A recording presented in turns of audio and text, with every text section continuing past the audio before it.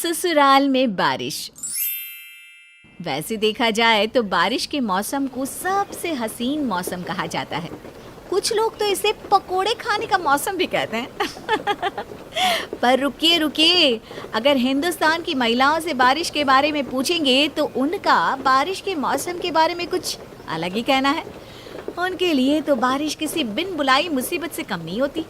उनकी राय में तो बारिश मतलब वो मौसम जहाँ छत से कपड़े नहीं सूखते, घर में कीचड़ के पैर बने हुए मिलते हैं, अचार पापड़ नहीं बना सकते आप, और सबसे बड़ी मुसीबत मिडिल क्लास घरों में सीलन और पपड़ी की मुसीबत।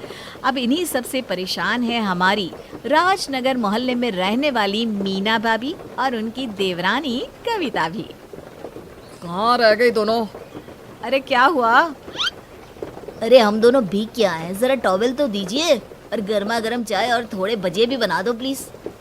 हाँ हाँ, अभी तो ये आपका रोज का हो जाएगा, चाय और पकोड़े, चाय और पकोड़े। चलो आप दोनों अपने आप को सुखा लीजिए, मैं और भाभी पकोड़े बना देते हैं। हाँ हाँ, आज तो मजा ही आ जाएगा। चलिए भैया जल्दी से तैयार होकर आते हैं।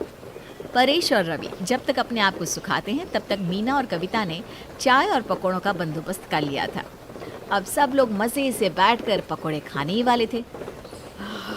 क्या खुशबू आ रही है भाई पकोड़ों की। हाँ भैया, बारिश का मजा ही अलग है, कितना मजा आता है ना।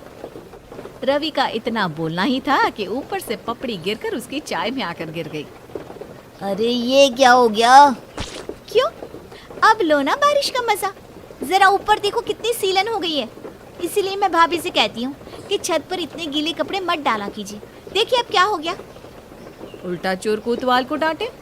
तुम कितनी बार छत पे बाल्टी के बाल्टी डाल आती हो? कितनी बार कहा मैंने कि ये छत पक्की नहीं है, सीलन हो जाएगी, पर नहीं, इन्हें तो सुननी नहीं है। डालती जाती है बाल्टी पे बाल्टी पानी की। अरे वो तो छत गर्मियों में गर्म हो जाती है, तभी मैं उसे ठंडी करने के लिए पानी डाल आती थी। पर ये इन्हें कितनी बार कहा कि भाभी कपड़ों को थोड़ा निचोड़ कर डालिए, पानी पूरे छत पर जा रहा है, पर इन्हें तो सुननी ही नहीं। अब देखिए हो गई ना सीलन, अब पूरी बारिश में गिरती रहेंगी पपड़ियाँ। माँ जी ये देखिए ना, ये कैसे मुझ पर आरोप लगा रही है। आप ही कहिए ना इससे, आप तो जानती है ना गलती किसकी है। अब तो सारा दिन देखती है कि ये क्या क्या करती है। वही तो माँ जी को सब पता है, वो सब कुछ देखती है।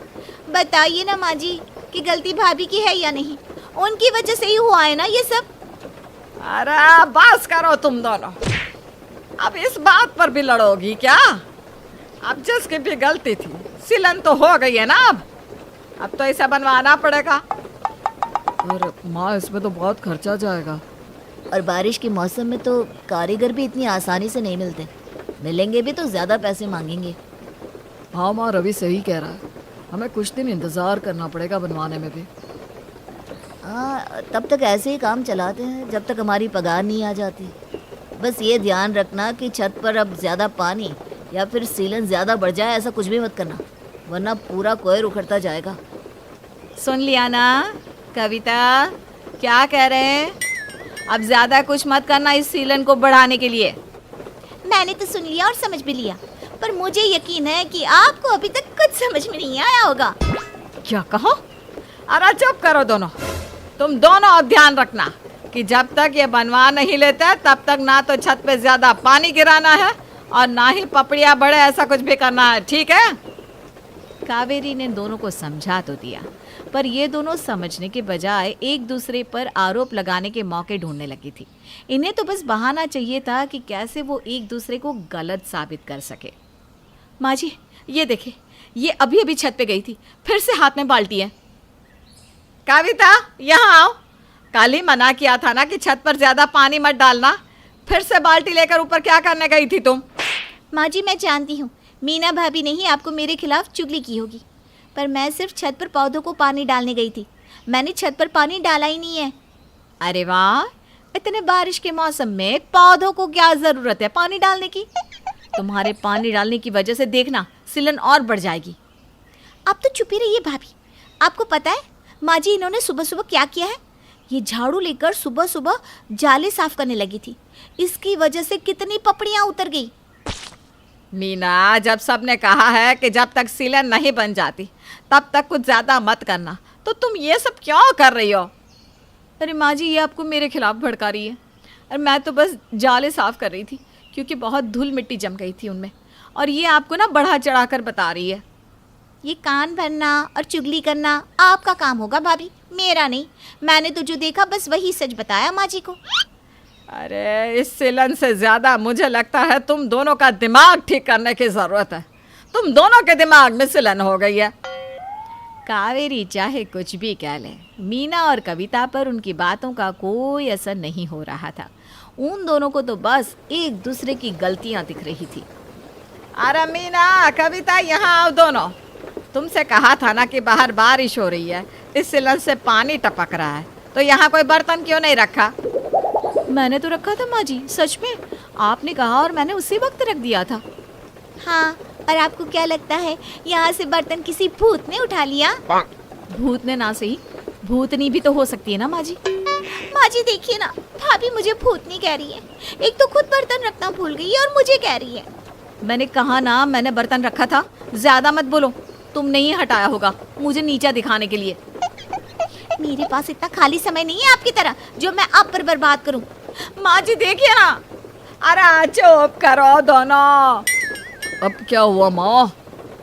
इन दोनों से मैं तो परेशान हो गई हूँ सच में। तुम दोनों रोज रोज एक ही बात पर लड़ते थक नहीं जाती? मैं कहा, ये लड़ती रहती है। हाँ, आप तो जैसे दूध की धुली हुई है ना भाभी। मीना और कविता आपस में लड़ ही रही थी। ऊपर से बच्चों के खेलने की आवाज आने लगी। एक मिनट, ये टिंकू और पिंकी ऊपर छत पर क्या कर रहे हैं? हाँ चलो चल कर देखते हैं। सब लोग ऊपर छत पर जाते हैं और देखते हैं कि बच्चे पानी के साथ खेल रहे थे। टिंकू क्या कर रहा है? क्या हुआ मम्मी? मैं तो रोज ही ऐसे खेलता हूँ। रोज पानी से खेलते हो? हाँ, हम दोनों यहाँ पानी से खेलते हैं। ये लो, खुदा पहाड़ निकला चूहा।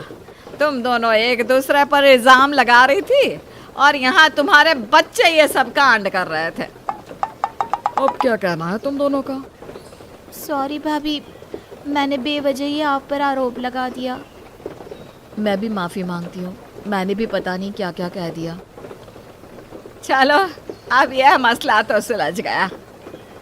अरे चलो, नीचे बारिश शुरू हो गई है। अरे नीचे कहाँ चले, आज तो बारिश में नहाएंगे जम के। वैसे भी कल से कारीगर आ जाएंगे सिलन को बनवाने। हाँ हाँ चलो भैया। और सब लोग साथ में बारिश में नहाने लगते हैं। तो आपके घर में बारिश को लेकर क्या क्या ड्रामा होता है, हमें जरूर बताइएगा।